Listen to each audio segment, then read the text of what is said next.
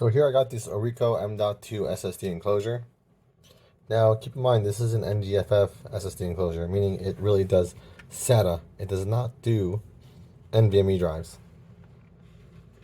ORICO makes NVMe enclosures as well. This is one of them. This is another one. And I also had one that was exactly like this, but it was a SATA NGFF enclosure. I also bought this SSK enclosure. This was a while ago. And this is also SATA. As you can see over here, somewhere in the instructions, it should say SATA. Yeah, right there. SATA. And here is another SATA enclosure. This is an M.2 enclosure, and I put Ubuntu on it. This is actually from eBay. Really just unbranded. However, this one is the same as their flagship 2.5 inch enclosure. And that was this enclosure right here. And I have a PNY SSD installed. And it's really nice. It has been very popular. And it does have some kind of light in it. So that's kind of cool. However, it doesn't really affect the functionality of it. But that one is super quick. And it is also USB-C, as you can see right here. USB-C. So that was really nice. It's cross-compatible. The cables are compatible. And I'm going to open this and just get right into it. Okay, so here we're going to open it up. Just trying to find the best place. There we go. And we're going to unwrap this. Okay. I've noticed that there's two types of cases for this. There's the full paper one and the one that has the hard plastic shell. And as you can see here, since it's a SATA M.2, it'll be 5 gigabits a second, whereas the NVMe ones over here, as you can see, is 10 gigabits a second. And this one as well, 10 gigabits a second. Okay, when you open it up, now that it's open, let's look at all the contents. We'll get to the actual enclosure later. In the box, you get 2 thermal pads and a mounting bracket screw thing for the M.2. You also get a Type C to Type A cable. You also get a pretty nice screwdriver. This enclosure actually got a Type C to Type C cable, and it had a bigger thermal pad and a Chinese instruction booklet. Here you see the product features: B key, Type 3. USB 3.1 Type C, and you have what's in the box and the thank you card and the basic instructions.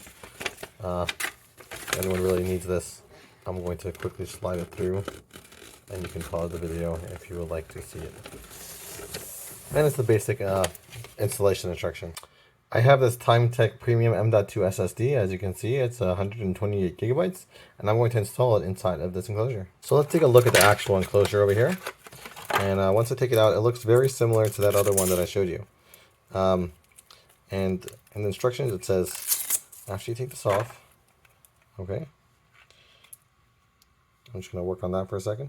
There we go. And you can just slide the top off like this.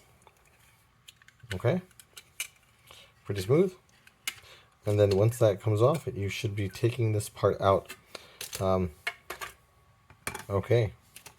This part is out now. Now we can install the SSD. So let me get this SSD out and install it. Okay, this is wrapped in a anti-static. And once you put it in, now this is a B plus M key, and this also supports B plus M. It does not support SATA. So, sorry, it will not support NVMe. However, it will support the, as you can see here, if you have a B key, it will support that. It will not support the M key. M key only. So I found that the best way to do this is actually to balance that piece right in there, push down, and then from the other side, if you can hold everything together from the other side, just screw it right in. Not sure if you can see how well you can see, but that's the basic idea of how you want to do it. I want to pause the video while I get it done. You just want to have it like this.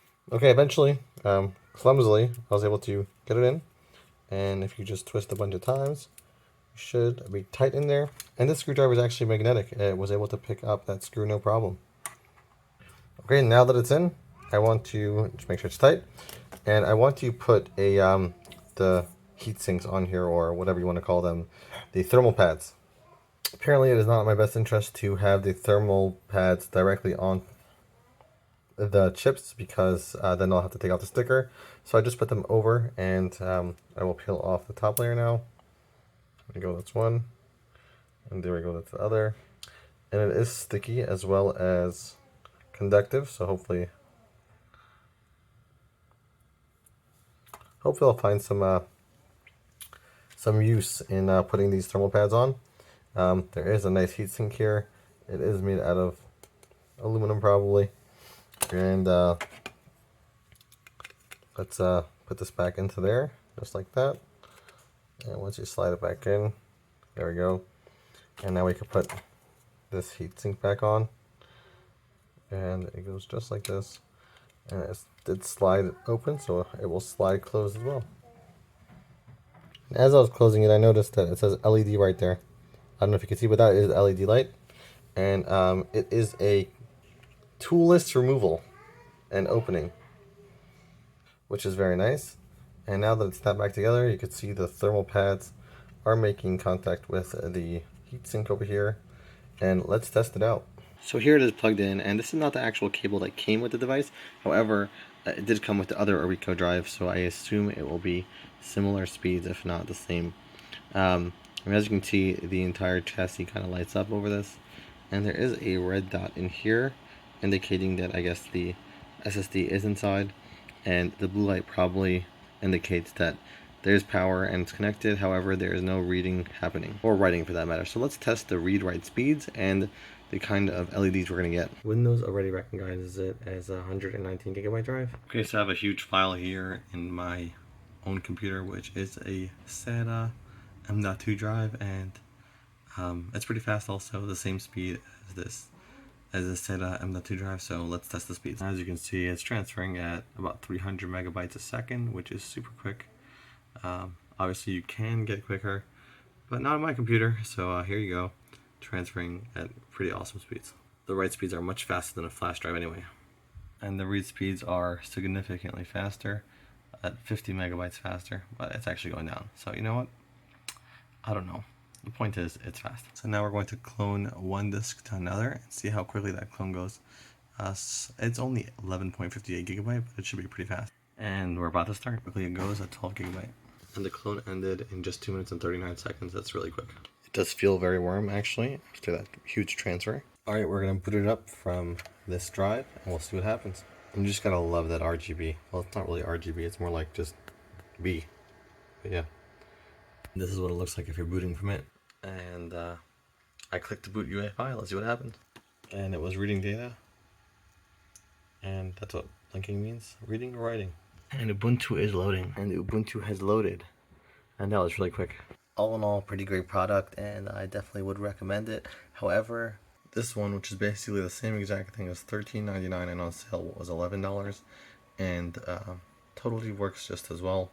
I would definitely recommend getting this, unless you specifically want the transparent look, in which case you can get the one that I was showing you, which is this one, which even costs more and comes with less things, but it does look cooler, so I guess that's the reason I'm getting it. And if you specifically want it like I did, then go for it, but otherwise get the other one, which works just as well.